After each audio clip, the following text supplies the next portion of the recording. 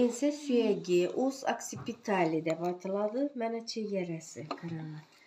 Mana chekka suyagi bilan qo'shiladigan chekkasi bor. Mana margo temporalis deb aytiladi. Arkasini Keyin mana margo parietalis. Bu tepa suyaklari bilan qo'shilib turibdi.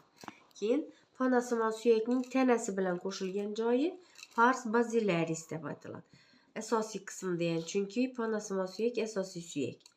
Endi buni ikki yuzasi bor, tashqi yuzasi bor, ichki yuzasi bor. Bu mana erkaklarning kalla suyagi bu. Nereden bilamiz? Mana bu protuberansiya occipitalis externasini yaxshi rivojlangan, bo'rtib chiqqan bo'ladi. Ayollarda buning bo'lmaydi. Keyin mana tashqi yuzasida nimalar bor? Birinchi mana bo'rtqi bor. Protuberansiya occipitalis externa deb aytiladi. Shundan ikki yon tarafa mana chiziq ketadi.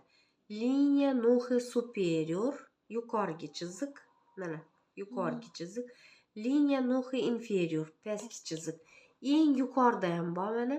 Bu liniya nohi suprema deb aytiladi. Eng yuqorgida ham. Bu yerga bo'ylam va mushaklar yopishadi. Keyin mana shu bo'rtiqdan pastga qarab kirra tushadi. Crista occipitalis externa deb aytiladi. Mana crista occipitalis externa. Keyin u foramen occipitalis magnum katta ensa teshigigacha davom qiladi. Katta ensa teshigi bu orqa miya bilan uzunchoq miyani qo'shilgan joyi, chegarasi hisoblanadi. Endi ensa suyagini quyidagi qismlari bor.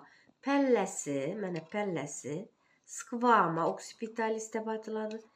Ikkita yon qismi bor mana.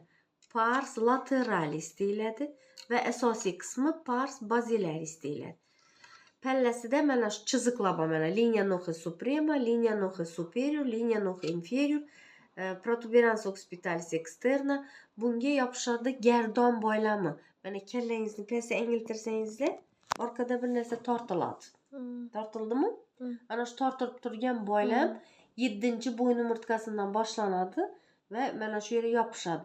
U kallani pastga egilib ketishidan saqlab turadi. Kallani tutib turadi.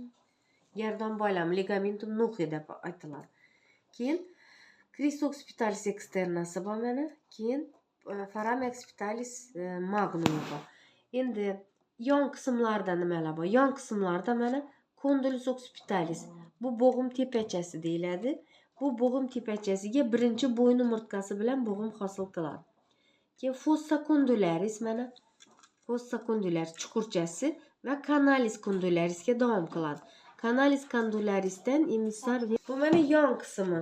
Yon qismi pars lateralis dedik. Bunda mana bo'g'im tepachasi bor. Birinchi bo'yin umurtqasi bilan yopishadi shu yerga.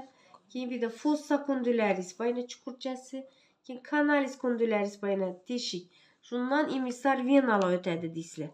Keyin buni içinde qaranglar, endi içinde bunda ana teshik turibdi, ana teshik. Ko'rdingizlarmi? Ikki yon tarafdan bor. Bu teshik canalis hypoglosalis deb aytiladi. Bu teshikdan 12-juft bosh miya nervi o'tadi. O'zi 12 juft bo'ladi-ku bosh miya nervlar. Mana 12-jufti til osti nervi mana shu yerdan o'tadi. Shuncha canalis hypoglosalis deb aytiladi. Keyin endi buni nasi bayna asosiy qismi bor. Yo'q, yon qismida yana bunda o'simtasi bor mana. Qarang, mana o'simta ikki tarafda. Processus jugularis deb aytiladi. Bo'yin tirk o'simtasi. Nima uchun bo'yin tirk o'simtasi? Chunki bu yerda insizurasi bor mana. O'ymasi. Insizura jugularis deb aytiladi. Xuddi shunday o'yma mana nerdan bor? Chakka suyaginda.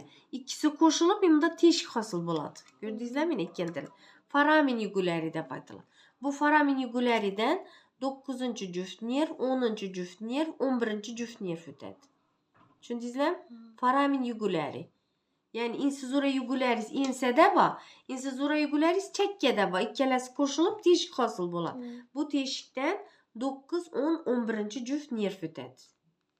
Keyin asosiy qismi bu pars basilaris deb aytiladi. Chunki bu mana panasimon suyakning tanasi bilan qo'shilgan bo'ladi shu yerda. Qo'shildi. Keyin buni ustunda bir do'mbog'i bor. Tuberculum pharyngeum deb aytiladi. Halqum do'mbog'i. Nima uchun halqum do'mbog'i? Chunki bu yerga halqum o'zining fibroz fatsiyasi yordamida yopishadi. Shuning uchun halqumning yuqori qismi harakatsiz bo'ladi, suyakka yopishgani uchun. Bu mənə taşqı yüzəsi. İndi içki yüzəsi var bunun. İndi içki yüzəsini alsın netib verənəslərə. Затылочная костюмис. Biraz içki yüzəsini göstərməm mənə bura. İçki yüzəsini göstərməm. Yine qarana. Yine içki yüzəsi.